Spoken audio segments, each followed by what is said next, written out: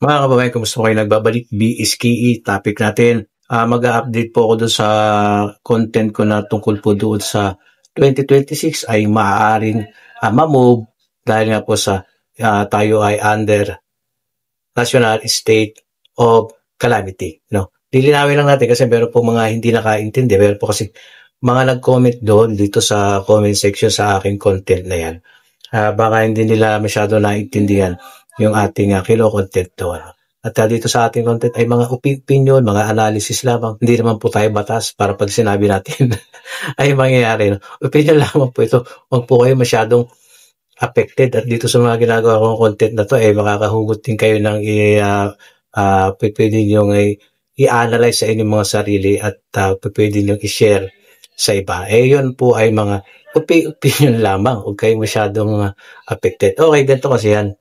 Under of national state of calamity tayo sa loob ng isang taon. Na sa ganon, lilinawin natin na sa ganon, mas mabilis na mga kilos ang ating gobyerno para sa pag-release ng mga pondo sa mga naapektuhang tinamaan ng mga bagyong Tino na yan, no?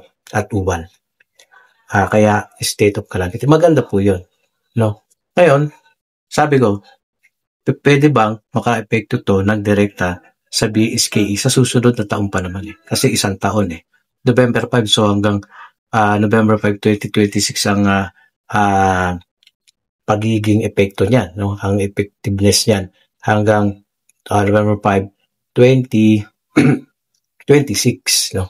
Pero depende po yun. Pwede po yun malip ng mas maaga kahit 1 year po ang national state of calamity. Pwede pong malip dyan next year ng mga kalagitnaan ng taon kung magiging maayos na po yung mga sitwasyon ng tinamaan ng kalamidad. So, ibig sabihin, pag nalip yun, wala nang state of calamity. Hindi na po yan direktang makaka-apekto sa BSKE November 2, 2026. No? Ngayon naman, sabi ko, analysis natin ay halimbawa lang, no? Halimbawa, sa loob ng isang taon na yan, under state of calamity pa rin tayo.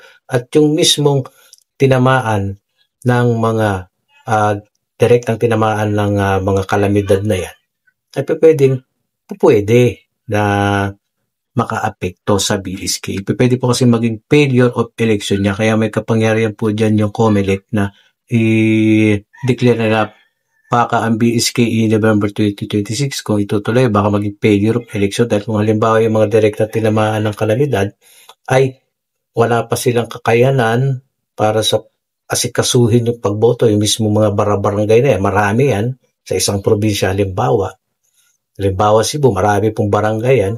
Inaayos pa yung kanilang mga establishment, mga bahay nila, mga opisina ng gobyerno. Inaayos pa yan at hindi pa kayang asikasuhin o intindihin ang pag-BBSKE. Hindi po mag-BBSKE yun. So, anong gagawin ng COMELEC dyan? Sasabihin nila ako, pwede maging failure of election ito. So, ang mangyayari, mamumove. Ang November 2, 2026, maaring mamove. Iintayin mo ng maayos, halimbawa, yung sitwasyon o kalagayan ng mga lugar na yun, ng mga barangay na yun, bago mag-BSKE. Kasi kung itutuloy yan sa November 2, 2026, halimbawa, tapos hindi pa sila ready, sira ang mga bahay, sira ang mga opisina, under state of calamity national. Sa palagay nyo, boboto pa rin sila. Paano? Paano boboto yan kung inintindi nila yung kanilang buhay? Wala silang pagkain, wala silang trabaho, wala silang bahay.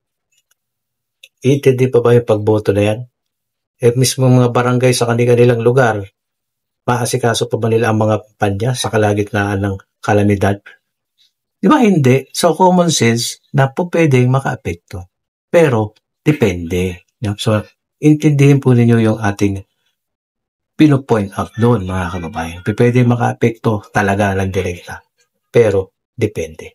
So, kung sa mga panahon ng kalagitnaan ng 2026 ay okay na, di wala ng national state of calamity. Taon-taon naman po ay magkakaroon ng bagyo. So, sana hindi magkaroon ng mga bagyo yan. At sa previous ko din content, sinabi ko din na hindi katanggap-tanggap na ma-move ang BSKE November 2, 2026 kung sa pamamagitan ng isang batas na naman na ipapasa ng legislation. Hindi na po yung katanggap-tanggap ko sa pamamagitan ng isang batas. Kasi nga, fix na yan. No?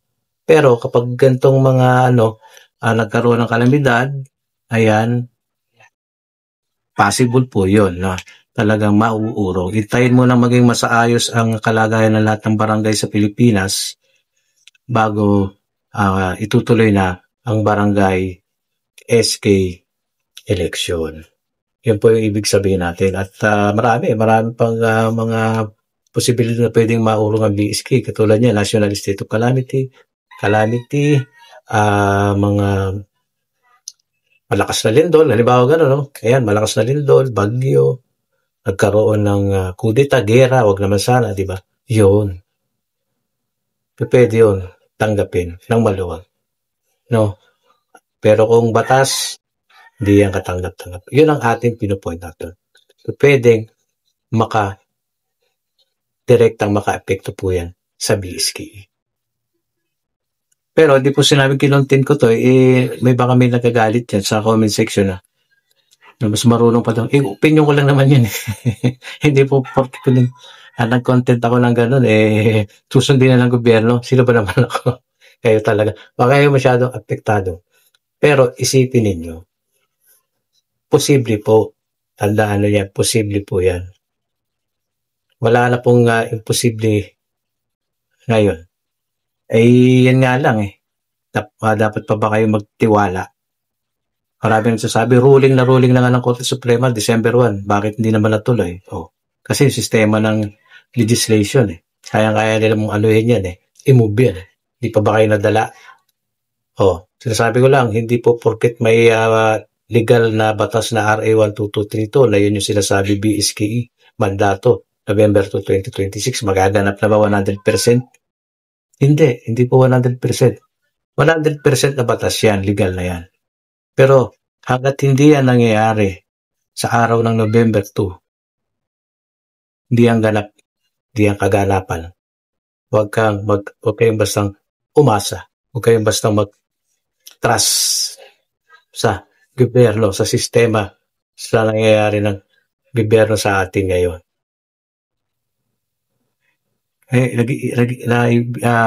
Kuha po niya yung pinupunto ko lang yung point of view ko. Yun lamang po, sariling opinion ko lamang yun. May mga nagko-comment dyan, no? Siyempre, opinion nyo yun Diba? Pero dapat nila nyo rin tignan. Kasi nasasaktan na naman kayo Ang nangyayari doon, nasasaktan na naman siguro kayo na kasi nga hindi na nga natuloy yung December 1 na umasa kayo doon. Tapos ito na-move na ng November 2, 2026. Na-continue natin, bakit di matuloy kasi sa mga pwede mangyari sa mga sitwasyon ngayon. Siguro nasaktan kayo. Huwag kayo masaktan. Tanggapin nyo lang yung katotohanan. At tingnan nyo lang yung sitwasyon ng gobyerno natin ngayon. Lahat posible. Lahat pwedeng mangyari. Maka-apekto dyan sa barangay SK election. Yun lang. Opinion lang ko yun. So, meron naman din nagsang-ayon sa atin na pwede nga. No? Unang-una, siyempre dapat ituloy mo na yung BARM. Pag natuloy na yung BARM na yan next year, palatandaan na yan. Na pag natuloy na yung BARM na yan, palatandaan na yan na malaki ng posibilidad na matutuloy na rin po ang BSKE sa November 2, 2026. At ngayon, wala pa naman pong binabago ang COMELEC.